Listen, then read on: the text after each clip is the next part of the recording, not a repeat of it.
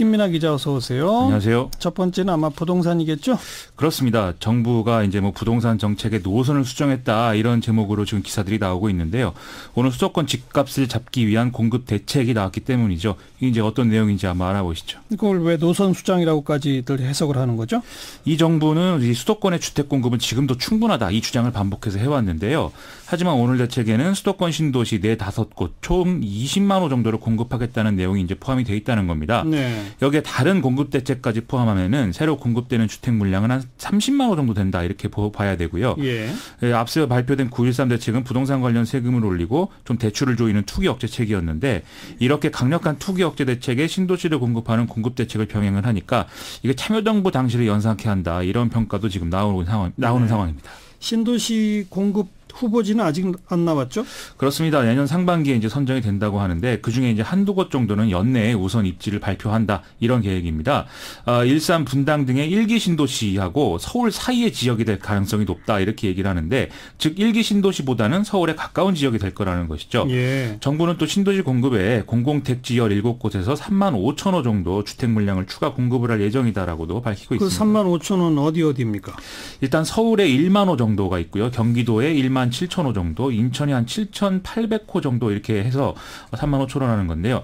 17곳 중에 11곳이 이제 서울인데 현재 발표된 것은 가락동 성동구치소 부지하고 3호선 매봉역 부근의 개포동 일대. 그래서 여기만 합치면 지금은 이제 1,600가구에 불과한 상황입니다. 나머지 9곳의 경우에는 추가 협의와 검토가 지금 필요한 부분이 있어서 이 절차가 마무리되는 대로 서울시가 추가로 이제 입장을 밝힌다고 하고요. 경기의 경우에는 광명 하안 2지구, 의왕 청계 2지구, 성남 신촌지구, 시흥 하중지구, 의정부 우정지구, 인천의 경우는 검암 역세권 이렇게 보도 나오고 있습니다. 서울이 지금까지 발표된 거로는 다 합해서 10,000호, 10,000호? 너무 적다는 평가가 있네요. 그렇습니다. 그래서 이 대책 외에 이제 도심 내 유휴부지하고 군 유휴시설, 장기 미집행 도시계획 시설 이런 것들에서 이제 중소규모의 택지를 추가 조성해서 이제 6만 5천 가구를 채운다. 이게 또 추가 이 대책이 있는 상황인데요. 예. 이 중에 서울에서 이제 2만 가구 이상을 이제 채우도록 하고 인천은 5천 가구, 경기도는 4만 가구 정도를 공급하는 방안을 찾겠다는 겁니다. 이걸 하기 위해서 이제 도시 규제를 완화하는 방안도 오늘 이제 발표된 내용에는 포함이 되어 있습니다. 어떤 규제를 완화한다는 거죠?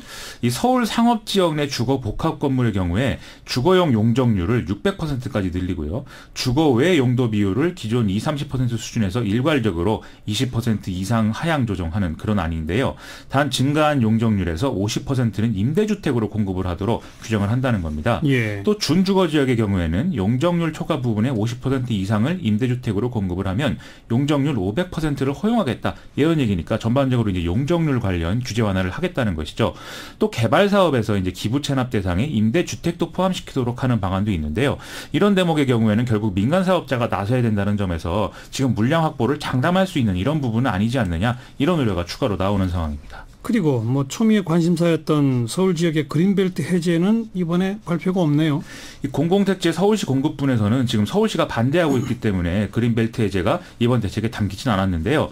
국토부는 만일 이번 대책에도 불구하고 서울시가 이제 물량을 확보하는 과정에서 속도가 너무 늦어진다든지 예상한 것보다 진척이 안 된다든지 그런 상황이 이제 감지가 되면 그린벨트 집권 해제 카드를 여전히 쓸 수 있다라는 입장을 다시 한번 확인하고 있습니다. 자, 각계의 평가는 어떻게 나옵니까?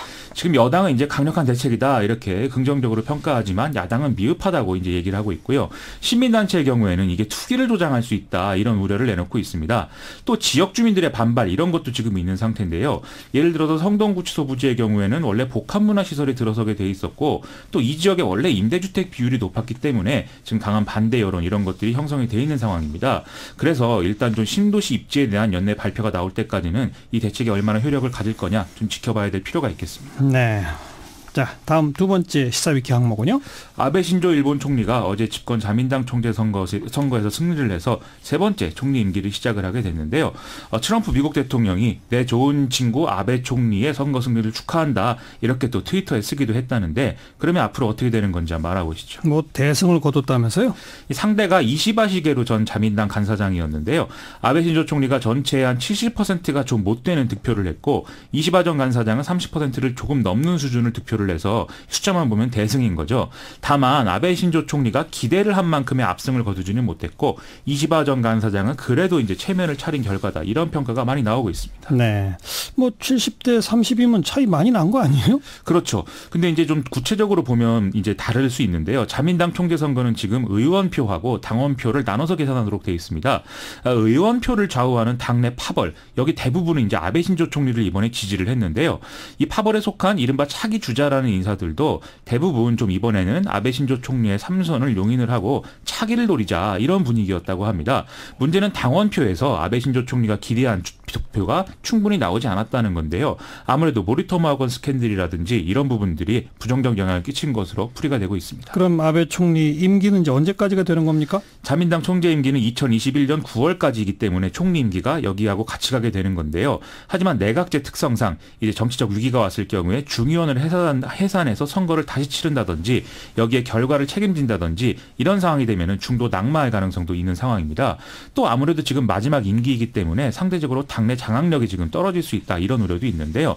선거에서 압승을 했다면 이 부담이 좀 덜했을 텐데 그렇지 않았기 때문에 내각 구성을 또 파격적으로 하지 못하고 다수파 연합에 의존하는 형태가 되고 있다. 이런 얘기도 나오고 있습니다. 오늘 벌써 그동안 망언제조기 이런 평가까지 받았던 아소다로 부총리가 유임될 것이다. 이런 얘기가 나오고 있습니다. 아베 총리의 남은 과제는 개헌인데 이게 잘 될까요? 당선 일성으로 평화헌법 개정을 통한 자위대 설치 근거 마련 이걸 얘기할 정도로 적극적인 모습을 보이고 있는데요. 개헌의 경우에는 국회 내의 조건들은 어느 정도 좀 갖춰진 걸로 봐야겠는데 국민 여론은 여전히 부정적인 상황입니다. 그래서 내년에 참의원 선거를 같이 봐야 된다는 얘기가 있고요. 또 우리나라와 중국의 반발이 뻔하기 때문에 대외적으로도 그렇게 쉬운 상황은 아니다. 이렇게 봐야 되겠습니다. 북한 문제 이용할 거라는 시각도 있죠.